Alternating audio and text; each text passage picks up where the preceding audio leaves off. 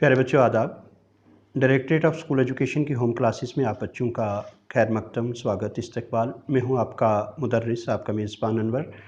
हम बात कर रहे थे इससे पहले उर्दू ड्रामा की। हमने उर्दू ड्रामा का पस मंज़र क्या था उस पर बात की।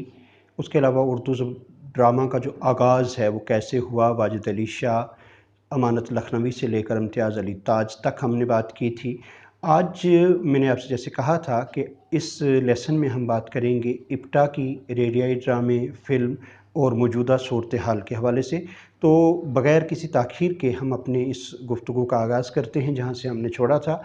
मैं आपको बताऊं बच्चों कि 1930 और 40 की जो दहाई थी ना, ये दो दहाइयाँ जो थीं हमारी 20वीं सदी की, इसमें टेक्नोलॉजी में बड़ी तब्दीली आई, जिसकी वजह से ये हुआ कि ड्रामा, चाहे थिएटर स्टेज ड्रामा हो या उसकी जो तकनीकी सूरत उस वक्त मार्ज़ वजूद में आई थी फ़िल्म की सूरत में वो हो, उस वक्त खामोश फ़िल्में बनना शुरू हुई 1930 की शुरुआत में ही। और महाराजा हरिश्चंद्र नाम की एक फ़िल्म बनी जो कि एक साइलेंट मूवी थी, जिसमें डायलॉग्स नहीं थे क्योंकि उतनी टेक्नोलॉजी उस वक्त एडवांस नहीं थी। और उसके फ़ौरन बाद आलम आरा नाम की एक फ़िल्म बनी जो मूवी होने के साथ साथ टाकी भी थी, यानी कि उसमें ना सिर्फ एक्शन था बल्कि आवाज़ भी थी। तो उस ये ड्रामे के पैरेलल एक काम जो था स्टेज के साथ साथ शुरू हुआ। और यही दौर वो था कि जब रेडियो आम होना शुरू हुआ। रेडियो मंजर आम पे आने की वजह से उसी दौर में रेडियाई ड्रामे लिखे जाना शुरू हुए। फिर इस दौर की सबसे अहम बात ये थी कि ड्रामे की मकबूलियत पारसी थिएटर्स की वजह से या बंगाल का थिएटर उसकी वजह से, मुंबई का जो बाकी थिएटर था, ये हुई कि जो बड़े नुमायाँ स्कूल थे, कॉलेजेस थे, यूनिवर्सिटीज़ थीं, उनके अंदर भी यकबाबी ड्रामे, जिन्हें वन एक्ट प्ले कहते हैं, वो खेले जाने लगे, स्कूल्स में होने लगे। उसके अलावा उस वक्त एक रिवाज था, आज भी है, बड़े बड़े क्लब हाउस जो होते थे जहां लोग आके शाम को बैठते थे, गुफ्तो शनीद होती थी, कॉफ़ी वगैरह पी जाती थी। तो वहाँ क्लब हाउसेज़ में भी कुछ वन एक्ट प्लेज जो हैं वो स्टेज किए गए। ये 1930 और 40 की जो दो दहाइयाँ थीं उनकी बात है। इस दौर में जो यकबाबी ड्रामा, मैं आपको थोड़ा सा बताता चलूँ कि होता क्या है। वन एक्ट प्ले बाकी प्लेज से, ड्रामा से कैसे मुख्तलिफ है कि वहाँ प्लॉट बड़ा तवील होता है, मुख्तलिफ सीन होते हैं, एक एक्ट मुकम्मल होता है, पर्दा गिराया जाता है और फिर एक एक्ट नया उसका सेट चेंज किया जाता है। लेकिन वन एक्ट प्ले में आपका एक ही बार सेट लगा हुआ है और एक ही एक्ट में पूरी बात जो उस ड्रामे में कही जानी है वो मुकम्मल की जाती है। एक तो ये तवालत में मुख्तसर होता है, दूसरा ये है कि इसमें किरदार उतने ज़्यादा नहीं होते और बार बार स्टेज को या सेट को तब्दील नहीं करना पड़ता। बहरहाल यही वो दौर था जब 1936 में क्या हुआ कि हिंदुस्तान में तरक्की पसंद मुसन्निफ़ीन की एक कॉन्फ्रेंस हुई, प्रोग्रेसिव राइटर्स मूवमेंट जो थी उसकी मीटिंग हुई। और हमारे सबके जाने पहचाने जो लेखक थे, अदीब थे, मुंशी प्रेमचंद, उन्होंने इसकी सदारत की और उन्होंने उसमें ये कहा था कि हमें हुस्न का मयार तब्दील करना होगा। हुस्न का मयार क्या था, उन्होंने ये उसकी जो बाद में वजाहत हुई कि हमें जब महबूब का चेहरा ही क्यों नज़र आता है चाँद को देखकर, चाँद की शक्ल तो रोटी से ज़्यादा मिलती है, हमें रोटी की फ़िक्र क्यों नहीं होती। क्योंकि उस वक्त मुल्क में ये आज़ादी से पहले की बात है, गुर्बत बहुत ज़्यादा थी, अंग्रेज़ यहाँ से जो ड्रेन ऑफ वेल्थ कर रहे थे, हमारी दौलत दूसरे मुल्कों में पहुँच रही थी। तो उस वक्त में रोटी और रोज़गार एक सबसे बड़ा मसला था। दूसरी आलमगीर जंग के दहाने पे हम थे। पहली आलमगीर जंग और इनकलाब रूस के बाद जो सोशलिस्ट ताकतें थीं, जो मार्क्सवादी लोग थे, वो समाज में अपना एक मुकाम बना रहे थे क्योंकि वो समाजी बराबरी की बात कर रहे थे। तो उस दौर में तरक्की पसंद तहरीक का आगाज़ हुआ और जो तरक्की पसंद तहरीक के साथ जुड़े हुए थे, चाहे वो उर्दू के मुसन्निफ़ीन थे या हिंदी के, उन सब ने ड्रामे में भी इन अनासर को शामिल करना शुरू किया।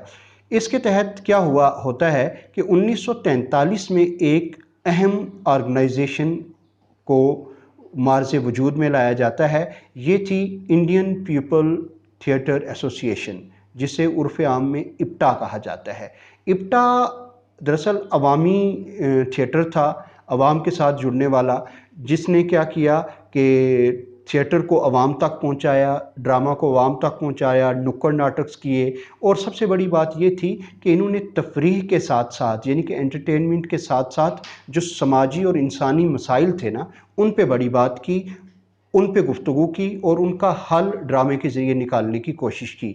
और उस वक्त क्या था कि अंग्रेज़ हुकूमत के मुज़ालिम, और ये वो दौर था जब भारत छोड़ो आंदोलन चल रहा था महात्मा गांधी की क़यादत में। अबुल कलाम आज़ाद उस वक्त कांग्रेस के सरबराह थे, इंडियन नेशनल कांग्रेस, जिसने हिंदुस्तान की आज़ादी में एक रोल अदा किया था। आज की सियासी जमात की हम बात नहीं कर रहे। तो वो ये दौर था कि जब सियासी उथल पुथल थी और लोगों तक ये बात पहुंचानी थी कि उनके हक क्या हैं, कैसे वो अपने हक को हासिल कर सकते हैं। तो इप्टा ने इसे एक वसीला या ज़रिया बनाया थिएटर को, ड्रामे को, कि लोगों तक उनकी बात पहुंचाई जाए। इप्टा की सबसे बड़ी बात जो मैं आपके साथ करना चाहता हूं कि इसके साथ कोई मामूली लोग नहीं जुड़े थे। जब ये इप्टा का जो नाम था, जिस शख्स ने तजवीज़ किया, मैं जब आपकी तरह तालिब इल्म था, जब पढ़ा तो मुझे भी हैरत हुई थी। वो कोई अदीब या कलमकार नहीं थे मशहूर, बल्कि एक मशहूर साइंसदान थे, होमी जमशेद बाबा, होमी जे बाबा, जिनके नाम पर होमी बाबा एटॉमिक रिसर्च सेंटर आज भी हमारा मौजूद है। तो होमी बाबा ने ये सजेस्ट किया था नाम, इंडियन पीपल थिएटर एसोसिएशन, और ये आज भी मौजूद है। 1943 से लेकर आज तक मुसलसल मई महीने में इनका जो एनुअल डे होता है वो मनाया जाता है, ड्रामास किए जाते हैं। तो इसके साथ साथ जो लोग जुड़े हुए थे, इनमें बलराज साहनी जैसे अदाकार थे, ख्वाजा अहमद अब्बास जैसे कलमकार थे, सलील जैसे मौसीकार थे, पृथ्वीराज कपूर जैसी शख्सियात शुरू में इसके साथ जुड़ी रहीं। तो इनने जो ड्रामे किए, इनमें ख्वाजा अहमद अब्बास का लिखा हुआ एक बड़ा मशहूर ड्रामा था ज़ुबैदा, जिस पे बाद अज़ां फिल्म भी बनी। उसकी डायरेक्शन बलराज साहनी ने की, उन्होंने उसमें एक्ट भी किया। उसके अलावा एटम बम एक ड्रामा था ख्वाजा अहमद अब्बास का लिखा, वो बड़ा मकबूल हुआ इस दौर में। कृष्ण चंद्र, जिनका ताल्लुक़ बुनियादी तौर पर पुंछ से है, उनकी सारी पढ़ाई यहाँ पुंछ के बॉयज़ हायर सेकेंडरी स्कूल में हुई। तो कृष्णचंद्र के लिखे हुए ड्रामे उस वक्त प्ले हुए वहाँ इप्टा के ज़रिए, जिसमें सबसे मशहूर होने वाले ड्रामों में एक ड्रामा था सराय से बाहर, फिर उनका एक ड्रामा था किताब का कफन। ये ड्रामे मकबूल हुए। उर्दू ड्रामा के जो माफ़ कीजिएगा, उर्दू अफसाना के जो पिलर्स हैं ना, कृष्णचंद्र, राजेंद्र सिंह बेदी, इस्मत चुगताई, इन लोगों ने भी उस दौर में ड्रामे लिखे। कृष्णचंद्र के अलावा राजेंद्र सिंह बेदी का एक ड्रामा था नकल मकानी, फिर उनका ड्रामा था चाणक्य, और उनका एक ड्रामा था आज। ये इस दौर में इप्टा थिएटर के ज़रिए खेले गए। अली सरदार जाफरी का ड्रामा था ये किसका खून, वो प्ले किया गया। सआदत हसन मंटू का ड्रामा इस मंझधार में या कुछ और ड्रामे भी। इस्मत चुगताई का ड्रामा था ढानी बांकें, वो इस दौर में खेला गया। फिर सांप उनका ड्रामा था। तो गोया कि जो ये बड़े दिग्गज थे, वो चाहे लिटरेचर के हों या एक्टिंग की फील्ड के, वो इप्टा के साथ जुड़े थे। इप्टा ने बंगाल में, बेंगलोर में, मुख्तलिफ जगहों पे अपनी शाखें बनाई और ड्रामा को एक ज़रिया बनाया अपनी बात को आवाम तक पहुँचाने का। और इस तरह इप्टा की वजह से उर्दू और हिंदी ड्रामा के फ़रोग में एक बहुत बड़ा रोल अदा किया गया। ड्रामा आम सतह से उठकर अदबी सतह भी उसकी बुलंद हुई, उसके मौज़ूआत वसी हुए और वो बराह रास्त लोगों के साथ जुड़ा। इसी दौर में पृथ्वीराज कपूर जो थे, पृथ्वीराज कपूर ने अपना एक अलग थिएटर बना लिया पृथ्वी थिएटर्स के नाम से। 1943 में ही वो अलग हो गए। उस दौरान पृथ्वीराज कपूर के उस थिएटर में पठान, किसान, दीवार, इस तरह के बेशुमार ड्रामे खेले गए, स्टेज किए गए, उन्होंने फिल्में भी बनाई और ड्रामे का फ़न जो है उनकी मदद से भी आगे बढ़ता रहा। गालिब सदी हुई तब, तो उस दौरान में सैयद मोहम्मद मेहदी साहब ने क्या किया कि एक ड्रामा लिखा गालिब की लाइफ हिस्ट्री पे। वो ड्रामे का उन्वान था गालिब कौन है।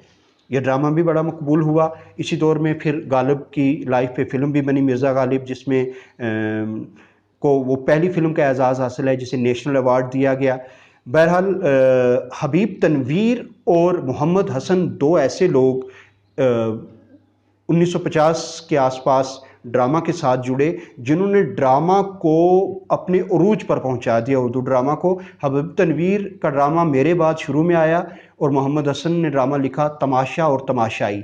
लेकिन हबीब तनवीर के ड्रामे और मोहम्मद हसन के ड्रामों ने उर्दू ड्रामे को हिंदुस्तान, पाकिस्तान और बरे सगीर से उठाकर आलमी सतह पे पहुंचाया, आलमी जो मयार था उसके मुताबिक बना दिया।